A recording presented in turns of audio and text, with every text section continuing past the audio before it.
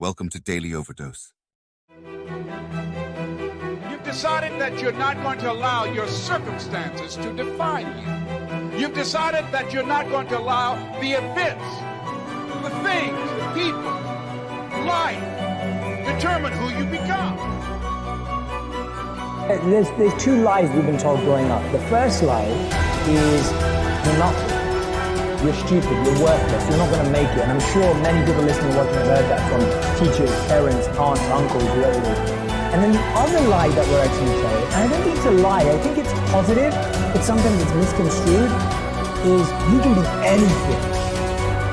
And we all know that's not true too. And it's unfair because sometimes people get misled. And the Dharma point of view is you can't be anything you want, but you can be everything you are. And what I mean by that is you have a genius, a potential, a power inside of you that you don't know yet. Why? Because you're inexperienced. It's not that you're unqualified, it's your inexperience. So people are saying, I'm stuck. I don't know where my life's going. I don't know what my purpose is. So you're perceiving yourself to be unqualified or underqualified.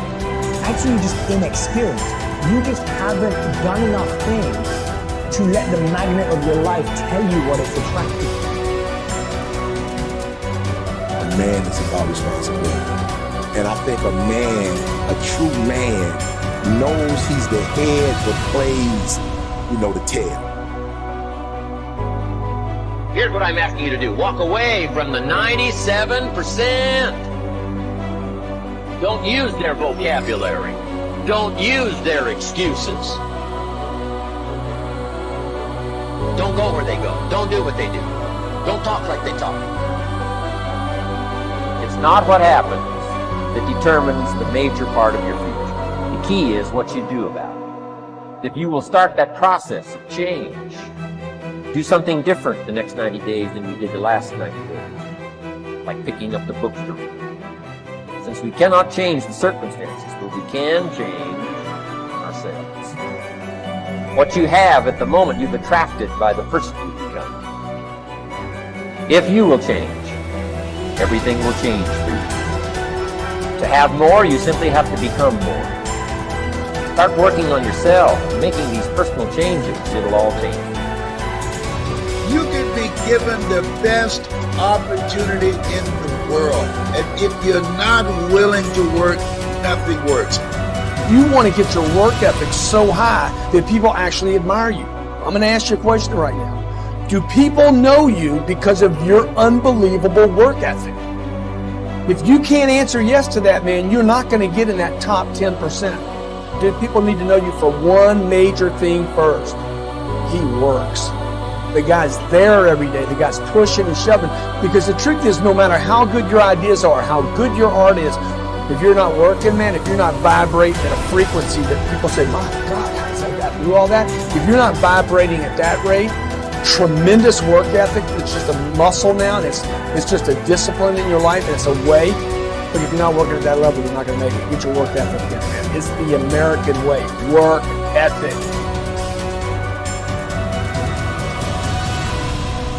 And life gives us not what we want.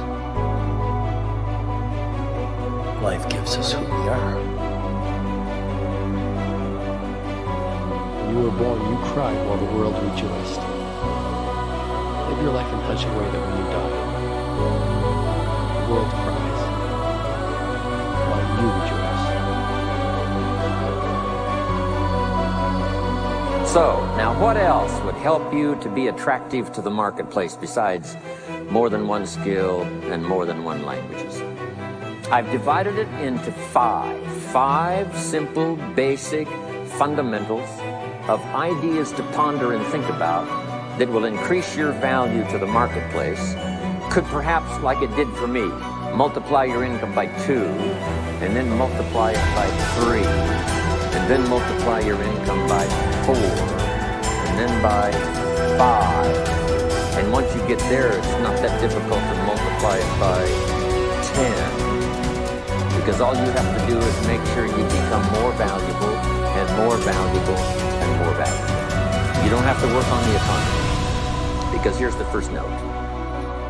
Each person's income is determined primarily by their philosophy. not by the economy. Once I understood that, then I said, well, I don't have to go to work on the economy. And the answer was no. You only have to go to work on yourself to make yourself more valuable. Albert Einstein said, imagination is everything. It's the preview to life's coming attraction. But guess what? Your imagination really is. It's the evidence of things not seen. Because your imagination, you know why it's the evidence of things not seen? Because you're the only one can see it. Your imagination is actually God showing you a preview of a coming attraction that He has for you. The moment you don't believe in your imagination, you negate what He got for you. Your imagination is the preview to life's coming attraction. It is the evidence of things not seen. Because can't nobody see it with you. Your problem is you keep telling your imagination to the wrong people. See, if you want to kill a big dream, tell it to a small-minded person. It's dead. How many times, man, have you had a tremendous idea? Something you thought was the one, and you went and told it to your loved ones and your so-called friends, and they shot it down. I mean, you was convinced that it was just, oh man, I just came to you. And you told it to them and they shot it down. And you thought since they was your loved ones and their friends and they got your best interests at heart, you believed them. You was wrong. You let them talk you out of what God got for you. Some of y'all still sitting here with the ambition of opening a business one day, but you scared to go start the business because you got a job and you got bills. Rich people got bills. Everybody got bills. Hell, I got bills. Everybody owes somebody something. I got something with the bank right now. You're going to let the fact that you got some bills stop you from opening the business, the thing that God done put in your imagination. So you're going to squash that because you got bills. Everybody got bills.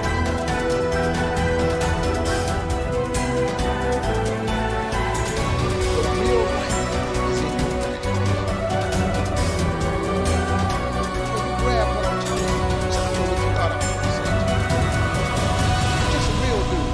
Even have the education you all have. I flunked out of school. I ain't got no education. I don't use 4-syllable words. The only 4-syllable word I know is my bank account. What I'm sharing with you is stuff that everybody can apply today. If you are sitting in here thinking that you're too old to listen to what's deep, hell, I'm 60. I'm 60 years old. But I still rely on my imagination. See, if you think you're too old to make it, let me give you a prime example. Colonel Sanders.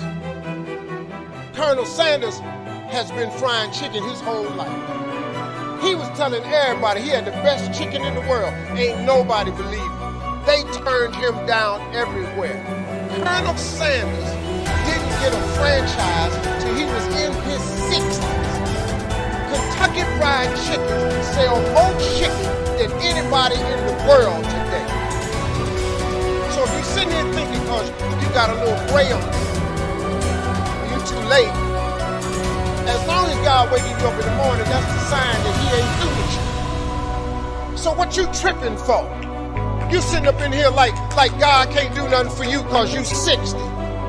Man, you know what I'm asking God for right now? And I'm 60. If you could see my vision board, you would be blown away. Because I got enough right now. I really know. But I ain't in the need business. I'm in the want business. Ain't nothing wrong with wanting something. Quit going down to these churches y'all sitting up in here going down to, keeping you in these little boxes. God got a big life for you. The only person ain't look, and I love church. Don't get me wrong, I'm not knocking church. Don't read that. Steve don't care for the church no more. I didn't say that. But don't go down there, memorize all these scriptures, and then don't apply none of them to your life. That's what I'm talking about. Quit going down there just to go and just get a couple of scriptures and apply them to you. The smallest scripture I ever read changed my life. The scripture real simple. You have not because you ask not. You see, successful people, we don't use hope as a strategy, because the minute you use the word hope, what you're saying is you have no power, you have no control over the outcome. When you give away that responsibility, you also give away that power. You have no control, you have no choice. Because people perform better when there's no safety net. People perform better in sports and everything else if you don't have a plan B.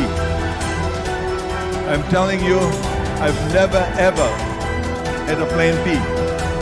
Like most of us, we struggle with those things, insecurities, and say, you know what? But once I get rich and I get powerful, then I'll feel good. So while you're out there striving to get going for it, even though you feel insecure a lot, you say, I know why. It's because I don't have success yet. And that's the key, because it means that we tried. It means that we got up. It means that we cured our fear by taking action over and over and over. What will come, and whatever it is, I'm going to learn. You guys, remember, if you want to be successful, learn from the other people's mistakes. Don't learn from the successful stories. I need you to be self-aware. So I need you to remember that you are always learning. In life, you are always learning. And I need you to believe in yourself. I need you to see yourself capable, lovable, and unconditionally worthy of your future. You can go after whatever you want. You just cannot deny anyone else to go after whatever they want. You don't have to wait in line. You don't have to do it the way everybody else has done it. You can do it your way. You can break the rules. You just can't get in the way of somebody else getting what they want. The things that define you as successful existed long before you were becoming successful. The relationship with your family, the health in your body, the ability to command your arm to raise and it raises, the ability to smell the roses and to enjoy laughter, to laugh until your belly hurts, the ability to have faith and pray and see and believe in the unseen. Figure out who you are. Don't apologize for who you are, and then become even greater than you naturally are at what you are. So many people float down the river of life without ever even putting their paddles in the water, just hoping and praying and dreaming and wishing that they're going to end up somewhere good. Guys, that's not how life works. You know, you have paddles in your boat, you just got to learn to use them. You always get what you want. Invariably. Even though you may think that it's entirely opposed to your wishes. But if it's your karma, everything that happens to you, put it in another way, everything that comes to you is a return to you of what goes out of you. Yes, obviously, that's absurd. If you confine the definition of yourself to your voluntary, conscious behavior. That's a ridiculous definition of oneself. Oneself, by any stretch of the imagination, must involve far more than the conscious and voluntary aspects of our behavior. And if we see that it involves intimately and inescapably the behavior of what we call the other, the not self, the environment, and see that these two are moving together like the two sides of the snake when it swims, then you get a very curious feeling. Like attracts like. You have to understand, you are a magnet. Whatever you are, that's what you draw to you. If you're negative, you're going to draw negativity. You're positive, you draw positive. You're a kind person, more people are kind to you. So you're like a magnet, you know, and you got to understand something about like attracts like. If you see it in your mind, you can hold it in your hand. You weren't really ready for the world, were you? But when you show yourself that you have the power to come into alignment, not just with who you were before you were born, but with all that you've become ever since. Not just with you and all you've become, but with Source itself. When you show yourself that by being selfish, which means by reaching for the best feeling thought you can find on whatever subject is active. If you organize your mind to a certain level of organization, it in turn organizes the whole system. Your body, your emotion, your energies, everything gets organized in that direction. Once all these 4 dimensions of you, your physical body, your mind, your emotion and the fundamental life energies are organized in one direction. Once you're like this, anything that you wish happens without even lifting a little finger actually. It would help to assist it with activity. When you decide that you're going to take control of your relationship to who you really are, when you decide that you're going to tend to this gap between you, wherever you are on whatever subject you're experiencing, and who you really are and what you know about the same, now life is going to take a new form and shape for you. You're going to feel exhilarated. You're going to feel satisfaction. Those who are watching you will see you as someone who seems to create tremendously with ease. But even without doing any activity, you can still manifest what you want if you organize these 4 dimensions in one direction and keep it unwavering in that direction for a certain period of time. Right now the problem with your mind is, every moment it is changing its direction. It is like you want to travel somewhere and every 2 steps if you keep changing your direction, the question of you reaching the destination is very remote unless it happens by chance. So, organizing our minds and in turn organizing the whole system and these 4 basic dimensions of who you are right now in one direction, if you do this, you are a kalpavruksha yourself. Anything that you wish will happen.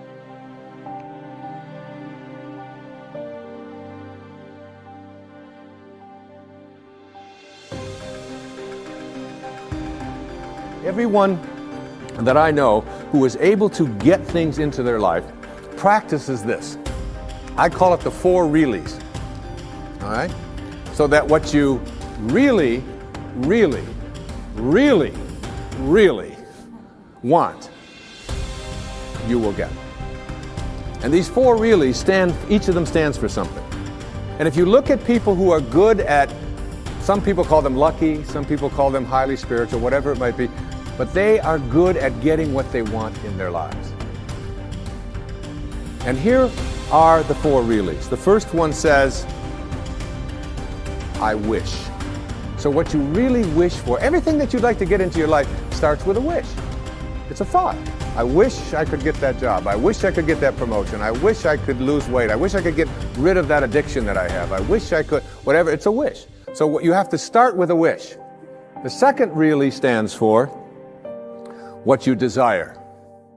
What you really wish and desire. And the difference between what you wish for and desire is in what I call asking. Ask and you shall receive. Ask and you shall receive. It's not empty words. Be willing to ask. When I get stuck sometimes writing and I'm just not quite sure where to go or whatever, I just leave the typewriter, I leave the yellow pad that I'm writing on, I walk over to the couch and I get into a meditation and I say, I would like some help in having this become clearer as to how to express it. And it's always there. Sometimes the phone will ring and my wife will call and she'll say, did you know that this was in the mail? And I'll say, read it to me, and it'll be exactly what I need. Sometimes it just comes in the thing that I call an intuition or an insight, whatever it might be. The third really stands for what I intend. So now you shift away from what I wish for and ask for, and you frame it in such a way that you intend to create it. I intend to create this whatever it might be, whether it's a healing, whether it's a losing of weight, whether it's getting rid of an addiction, whether it's creating prosperity. I intend to create it. And if you notice people who are good at manifesting, they don't mince those kinds of words. I will do it. And someone will say, well, what if it doesn't work out? You say, well, then I'll just learn whatever I have to learn from it not working out. But I intend to create this in my life. There's an intention, and the intention is so powerful that you become independent of the good opinion of other people. You're not checking it out with the tribe. You're not checking it out with what everybody else out there said you should do or shouldn't do. You're saying to yourself, I intend to create it. And I often tell people, don't tell anybody else about what you want to manifest. Don't make it a big statement. Instead, keep it to yourself. And they say, why do you want to say that? I say, because the minute that you do, you invoke ego. And in quantum physics, there's a simple line that says, particles themselves are not responsible for their own creation. Another way of saying that is the way St. Paul said it. That which is seen, he said, hath not come from that which doth appear. That is, the source of everything over here, it's not over here. It's in this invisibleness. And once you invoke ego, you have to defend it, you have to explain it, you have to get the tribe involved in it, and before long, you've lost the capacity to manifest. It's a spiritual journey. Inspiration, in spirit. When you're inspired, in spirit. The fourth really stands for passion. Passion. That is, I am absolutely passionate about it, and I intend to create it with that love. One of the great books that one of my teachers sent to me from ancient India, written like 3,000 years ago, has a line in it that says, to attempt to manifest what you want without passion is like dressing up a corpse. So you take this corpse and you put a tuxedo on it and you dress it all up and you put all the makeup on it and you take it out into the world and you say, now see what you can get for me. But basically it's dead inside. And if it's dead inside, that is, if it lacks passion, if you lack passion, you're not going to be able to attract it into your life. So what you wish for, ask for, intend to create, and have passion about, you'll get. You'll get it. That's the good news. The bad news is that what you really, really, really, really don't want, you will also get.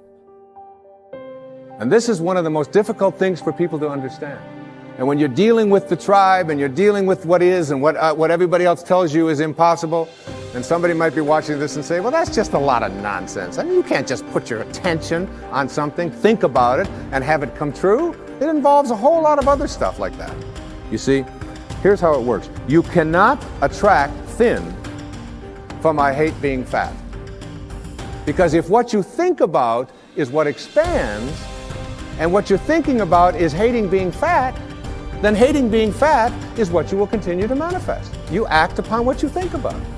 You cannot attract prosperity from an inner consciousness that says, I hate being poor, I despise being poor.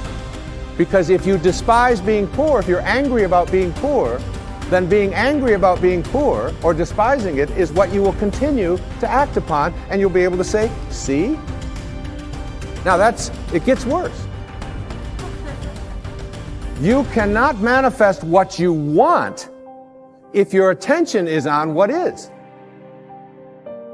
If your attention is on what is and the circumstances of your life, that's where your thoughts are, then you will continue to create what is into your life. You've got to figure out a way to get your mental images, your energy, your attention, your higher awareness off of what is and onto what you want. And every time your thoughts are on what is, you shift it to what do I want? And it's even worse than that.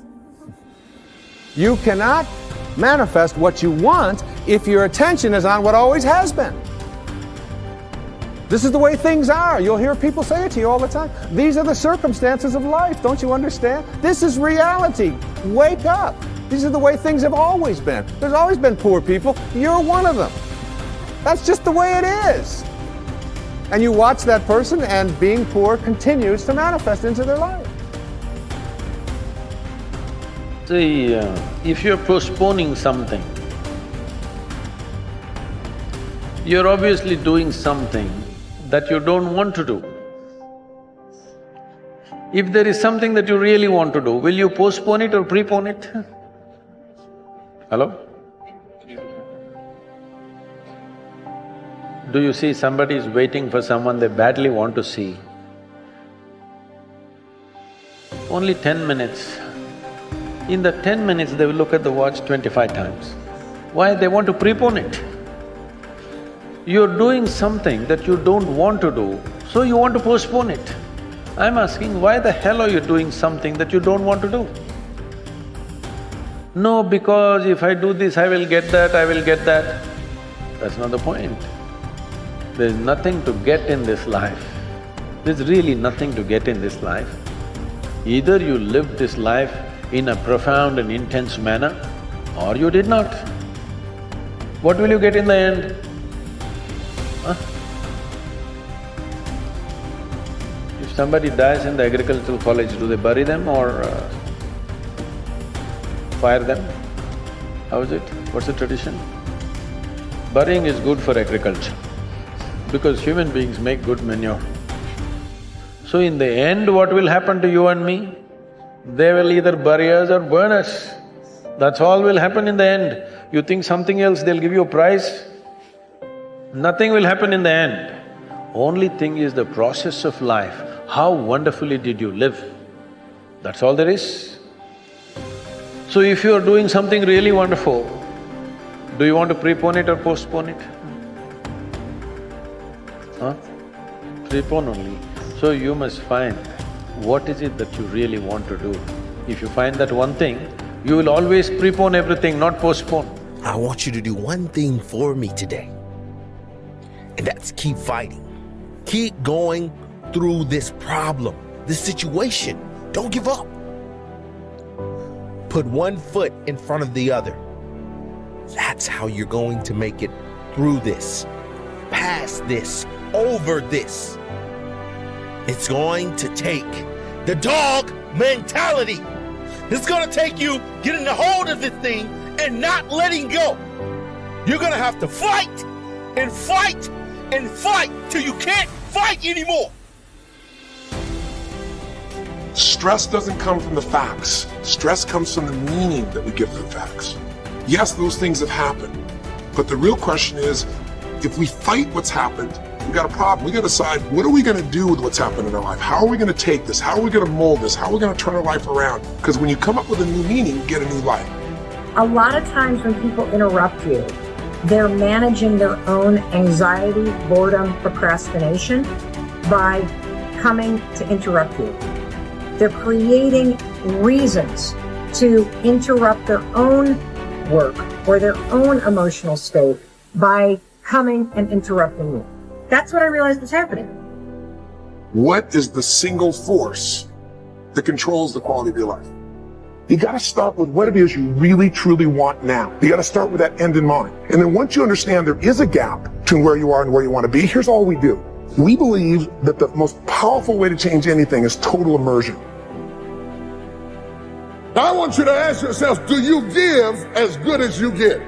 Add up what you're getting and weigh it against what you're giving, and then you will know whether you're really joined to anything. Life is hard. For every time you have a plan, a dream, an aspiration, or a goal, do you know what happens every time you have one of those? This thing comes along called life. So you've got to ask yourself, what's your why? What motivates you? What pushes you? What drives you? And if that thing is internal, if nobody has to call you, if nobody has to prize you, if nobody has to reward you, if you are self-motivated and self-regulated, you can have it, you can be it, you can do it. Other than death, all failure is psychological. It does not mean that you won't lose some battles, because you will. We all will. But it does mean that as long as you don't surrender, as long as you don't quit, then you haven't failed.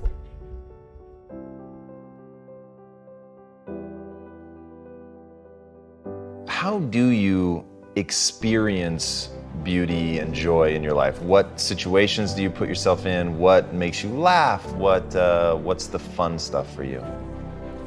It's funny you say that. I just retired from the military in November of 2015. And I was going and going and going and going.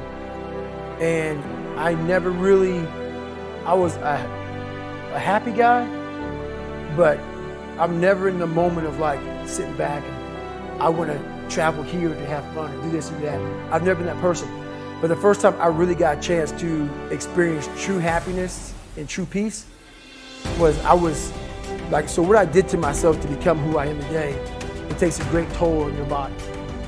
So I believe God gave me time to rest and he took me out of commission. Not even the mind of Goggins could get me back up. So I had about a good 6-7 months where I was out. And when I was out, I had time to reflect on all I had accomplished. And that was the first time in my life where I sat back and said, wow. Because only I may be telling you some of the story, I know the exact truth of how brutal my life was and how I shouldn't be on this show today and how the mind and how beautiful it is. So what brings me joy and happiness is knowing how beautiful the mind is. And I'm one of the few people that didn't read about it, didn't experience it through some drug. I got to experience the beauty of true fucking willpower. True you, I'm gonna fail, I'm gonna fucking fail, I'm gonna fucking fail, I'm gonna fucking fail, and I will succeed. Just me talking about that gives me a feeling, I know what I did. And I don't need to travel somewhere or to have this or have that. I have it all here in my mind. The beauty is remembering this young, dumb, what people call nigger, is now where I'm at today. And that is, when you finally get to that point for me, it's forever lasting peace. I could die right now on this show and I'll be happy man. So that's my happiness, is my reflection on the suffering of my journey, knowing I never quit, nor was I guided by anybody on this earth. I was guided by something much more powerful, and I listened. And I chose the path of most resistance. Talent not required. What does it mean that talent isn't enough, and how do you achieve greatness if you can't just rely on talent? Well, it's kind of one of those things, and I'm so glad that, we're able to have this conversation, because I feel that I'm one of those guys to kind of bridge the gap to help people understand the game of basketball a little more. And not to say that somebody's going to be a diehard right away, but there are simple kind of connections in there that I think will really, I've talked to people and seen the light come on and say, oh, okay, that's how it is. Usually we always had a saying in the NBA, if you play hard, you give yourself a chance. And in my career, I had so many instances. I've had hundreds of teammates, and in that, you always have an interesting scenario where you see the difference between talent and hard work. Of course, if you're a talented hard worker, then if you put the talent with the hard work, then now we're talking. But I've seen so many times and so many people not reach their potential only because they didn't want to do the work. The talent was there. I think even sometimes the love for the game or the love for the field that they're doing is there, but you have to combine it with that toughness and hard work. And, there's no cheating the process. I think sometimes... What is the process? Yeah. Doing things every day. So I always like to work backwards. So for instance, if I'm a basketball player and I want to be a better shooter, well, I say, okay, I want to be a better shooter. That is my goal. What do I have to do daily to ensure that I can become a better shooter? Some people would say, well, you need a teacher. Not necessarily so. You have to sometimes go and seek the information, put in the work that could be a part of one of the days of the process to becoming a better shooter. So I always try to make sure that I put the work in myself, only because you see how so many people, leave their talent on the table, so to speak. I mean, and sometimes that can be it's a gift and a curse, right? You can be the most talented person in the room. That'll automatically bring your work ethic down a little bit. And that's something you have to fight. But I think sometimes, especially in younger people, you think it's going to last forever. You think it's always going to be here and I don't have to try so hard. I've seen so many people just be hard workers, and then, that gives them a seat at the table just by their work ethic. We're not even talking about talent right now, but when you combine that talent with the hard work, I think that's when you get the lighter fuel to get you where you need to go. No one's coming back to help me. So it starts with that person in that mirror. You have to realize you are on your own now.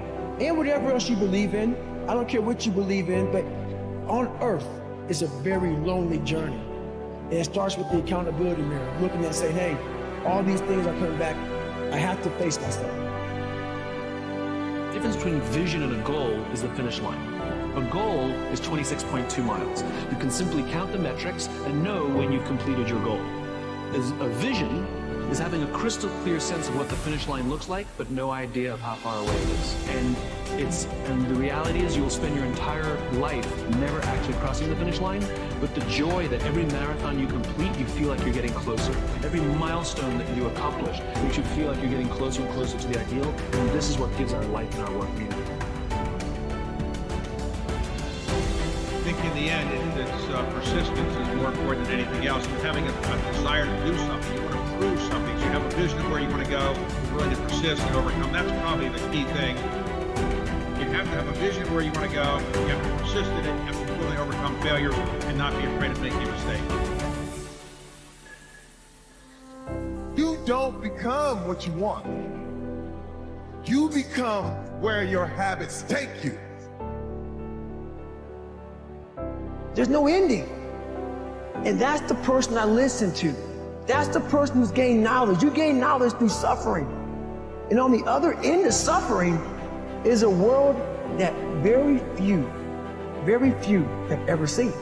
It's a beautiful world, because that's where you find yourself.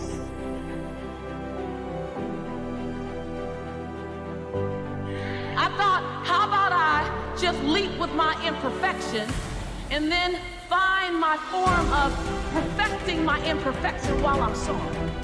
How about I do that? How about you not wait to get it right? You figure out how does it look doing it wrong? How does that look? Because your 80% of right is somebody else's 159% of what you need. And when you want to do it right, and you want to wait till you're not afraid, and you want to wait till you have it all together, you made it about you again. See, Nelson Mandela did it. He just did it not knowing if it were right. Mahatma Gandhi just did it not knowing if it were right. Mother Teresa just did it not looking for affirmation or confirmation. Is this right? Martin Luther King did it not even knowing if it would happen before his life ended. Because I have a dream. I mean, what are you waiting on? Are you willing to do it afraid? Life is not fair. And that is the reality. Disease and accidents don't care if their victim is a good person. They have no reason, no justification, and no mercy. And you cannot stop it. So, what do you do? Life's not easy. It is not. Don't try to make it that way. Life's not fair. It never was. It isn't now, and it won't ever be. Keep going because there's people that don't want to see you succeed. Keep going because you want to prove those people wrong. You want to knock the naysayers down. You want to make them your footstool. I'm telling you to keep going when you face opposition. I'm telling you to keep going when you face adversity. People always ask me like there's some magical response. How did you go from just coming from Liberty City, selected one of the top 5 speakers in the world, I was willing to work. Most people aren't willing to do that because I was moving. I want you to write this down. Keep it moving. One of the things that you don't want to do is become comfortable with where you are when you know in your heart of hearts you can have more and you can do more, and there's a life for you beyond survival. And I just felt that I could do more. I say, step up. Be the one who people look to. Absorb the impact and the negativity. No matter what is happening, no matter how hard the fight is, as long as you keep fighting, you win. Only surrender is defeat. Only quitting is the end. So fight on. Sometimes you're gonna just say you just don't have it anymore. You must reconnect with your possibilities. It's time for us to rise again. It's time for you to rise up, and it's time for you to make that first step. It's time for you to start grinding so that you can make it happen. We got a lot riding on you, and I'm telling you, greatness is here.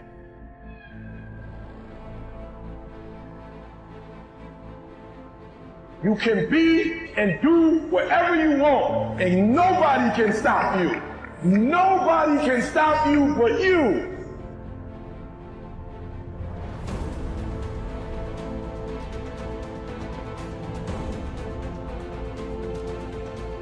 Dostoevsky said that in Notes from the Underground, a great book.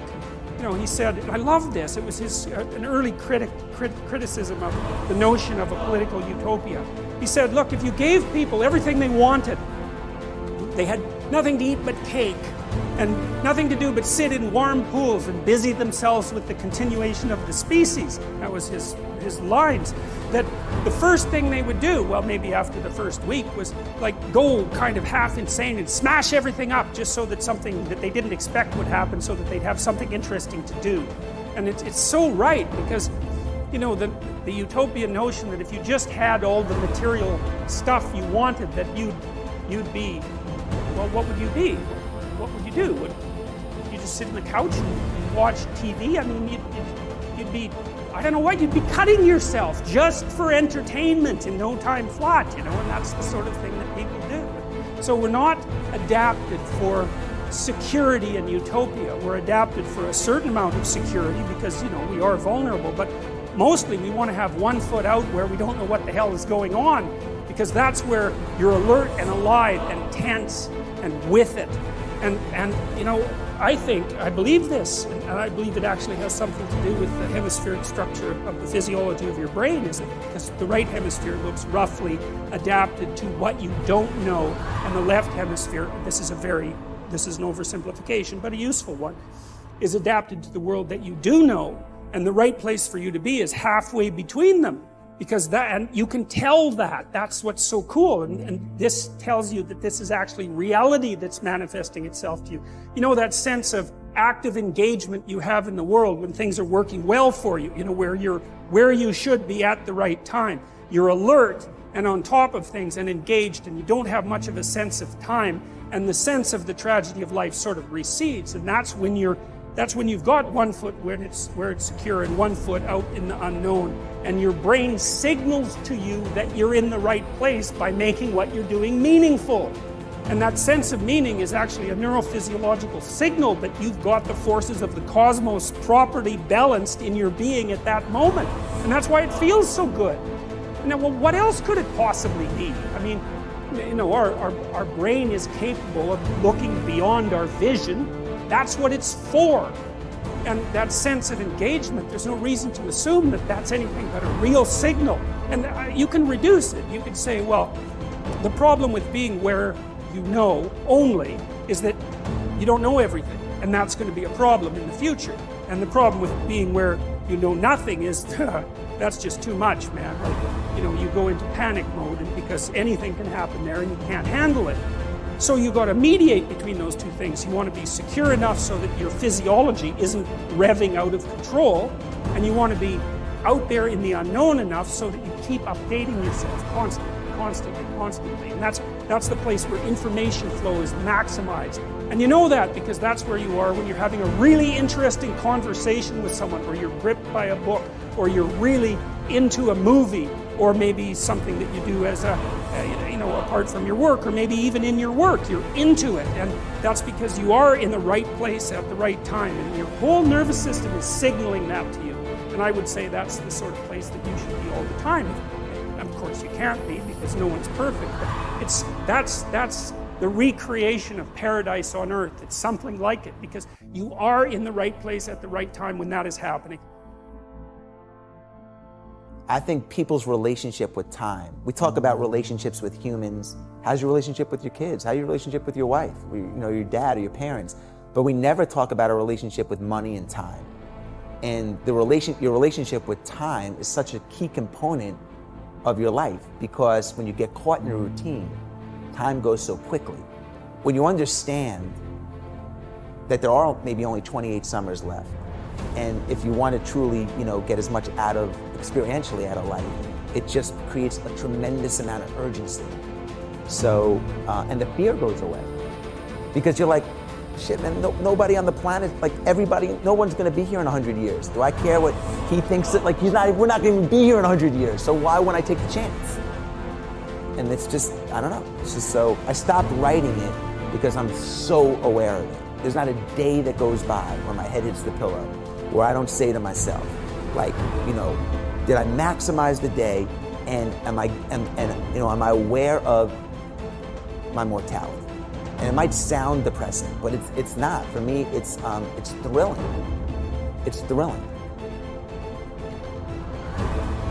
You have to make that decision for yourself. You have to decide, I'm going to pursue that path, which is going to be really, really hard and difficult and take many, many years and be a great sacrifice, or am I going to pursue being a great employee? Now, if you want to be a great employee, you got to remember something.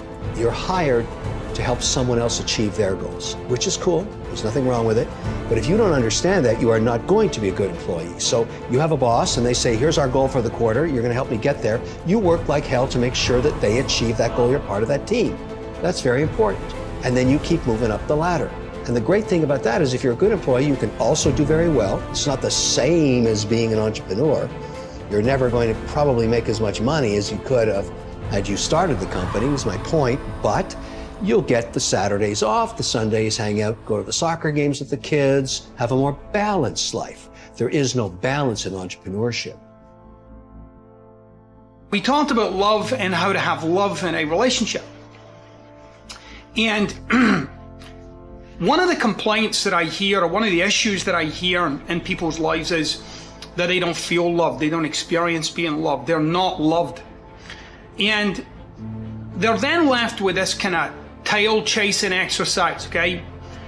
Where they're on the lookout to love themselves first. I first must love myself, which is that statement alone is very insular. It kind of turns you in the way, all right?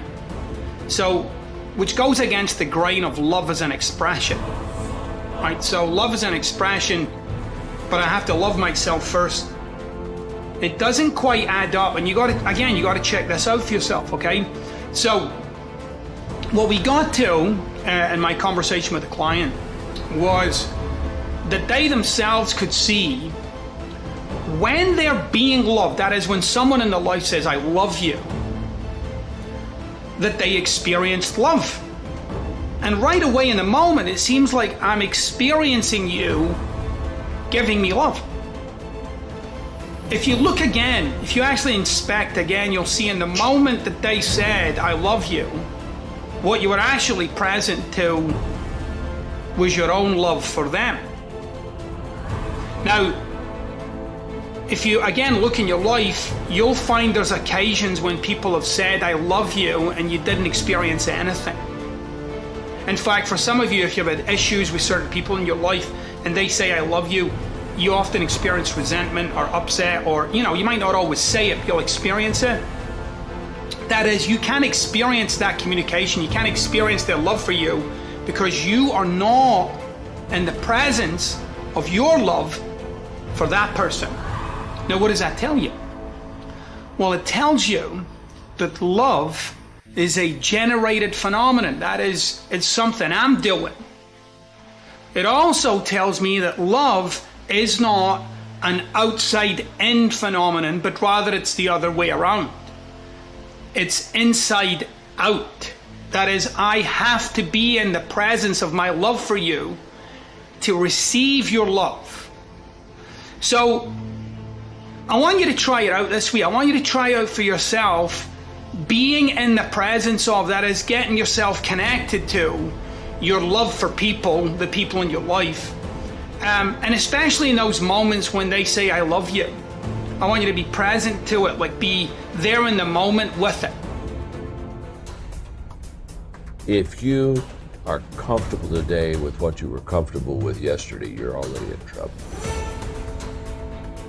Success is a daily thing. You've got to make the decision by managing it, and you manage the decision on a daily basis. What you want to be tomorrow, you've got to do today. If you keep going, you don't quit, you're gonna get better. And you're gonna get better, and you're gonna get better. Hey, keep going. And then after that, you keep going. And then after that, you keep going. Because it's about what we do. It's about how we handle the situation. It's not about what happens to us, because things are gonna happen. Disgust. Powerful emotion.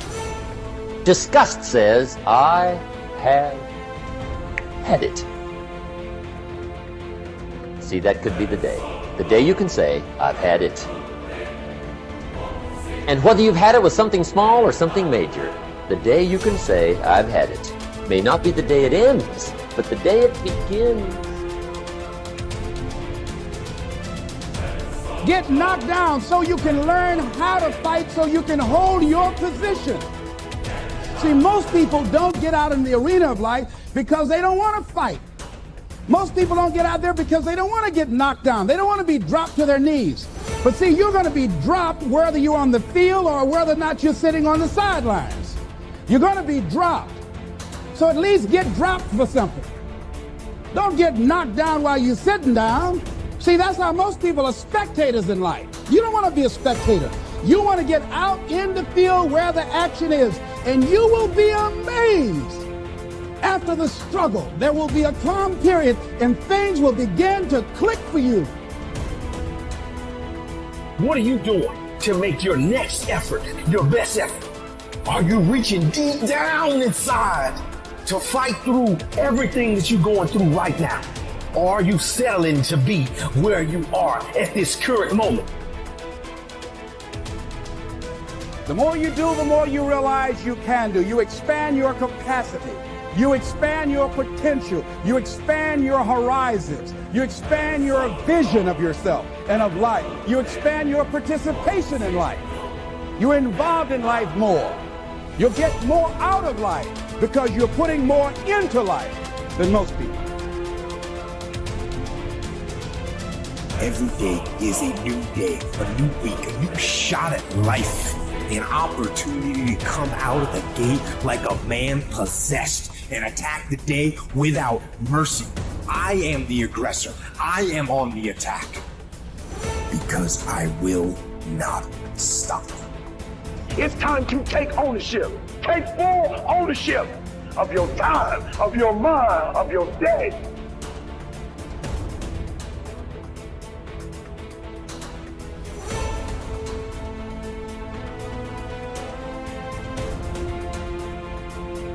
Here's a most important question to spend some time answering.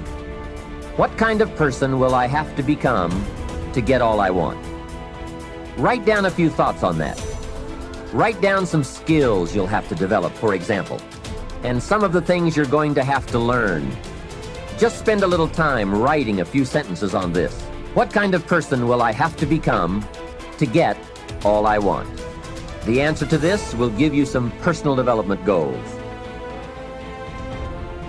guarantee you that as you begin to give more of yourself in your work, give more of yourself in your marriage, give more of yourself in your relationships with your families and friends, give more of yourself to your talent, to your vocation, to your job or your business, as you begin to set high standards for giving that which you have been given to share in the universe, I guarantee you that life takes on a whole new dimension.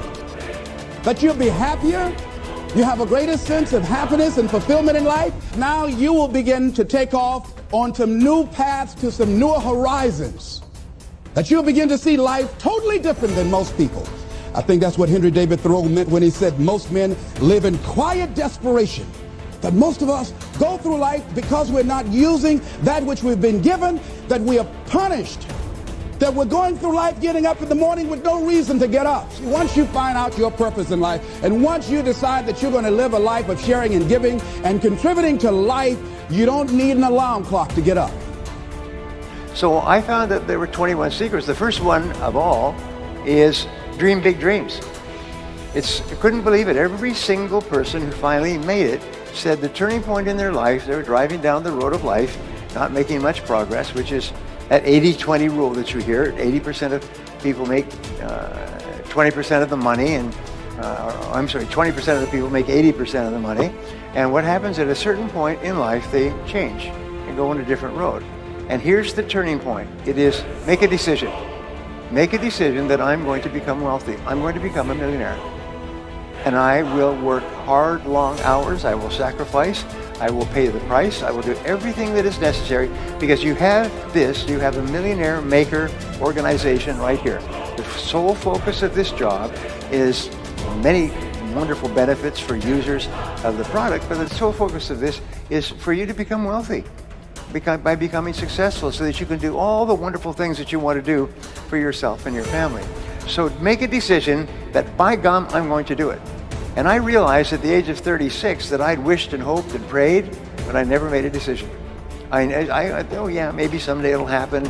Maybe there'll be a miracle on something. So I bought penny stocks or mining stocks, and I did all kinds of stuff, and not a darn thing happened. And then I found that the two things that millionaires say, number one is I was not more talented or smarter.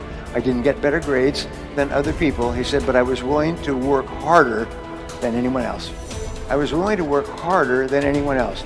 I was willing to work harder, start earlier, work harder, stay later than anyone else. And you know, self-made millionaires on average work about 59 hours a week. They work about 6 days a week at 10 hours a day, or 7 or 5 days a week at 12 hours. There are very few wealthy people who work 5 days a week. In fact, there probably aren't any. They may work 5 days a week, but it's way after they've achieved their financial goals. The second thing they found is that they were frugal.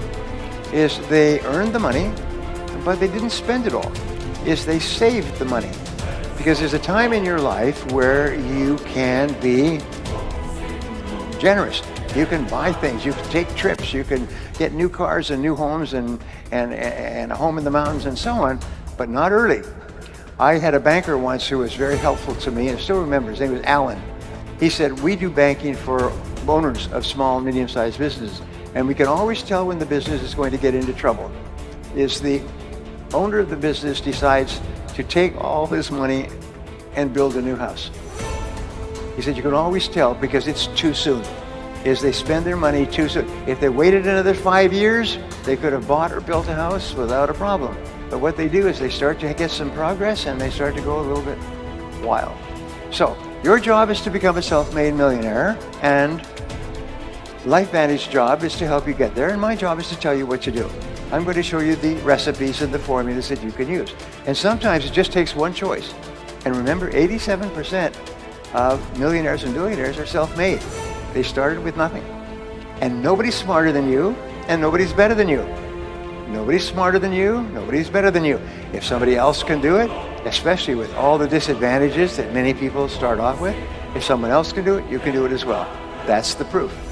Abraham Lincoln once said that some become wealthy is proof that all can become wealthy. It's just the very fact that a person does well, it's proof. They started with nothing and they became wealthy, well, there's the proof, you can do it as well. Just do the same things over and over again.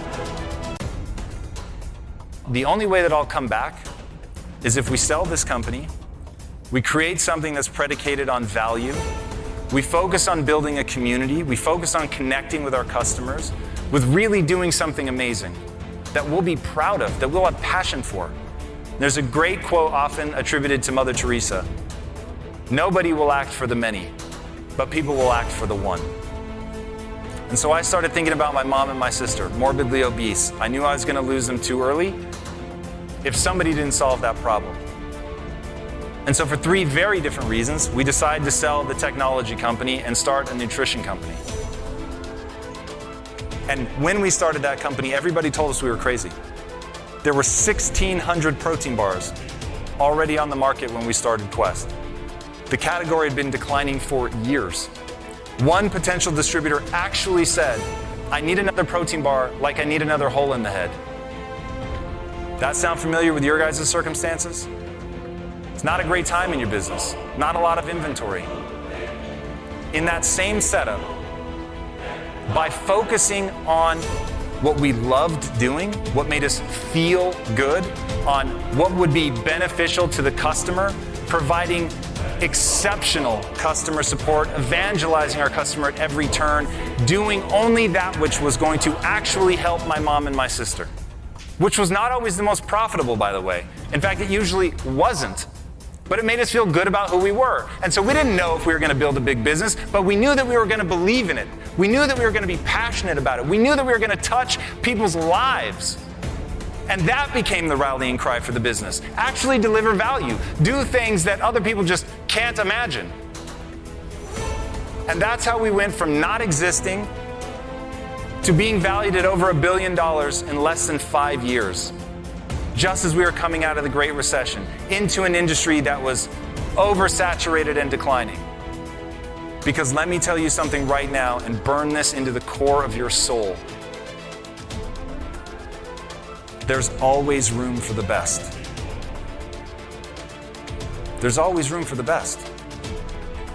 And if you're prepared to become the best, you can become unstoppable. You can build something other people think is impossible. You can build something out from under a mountain of doubt.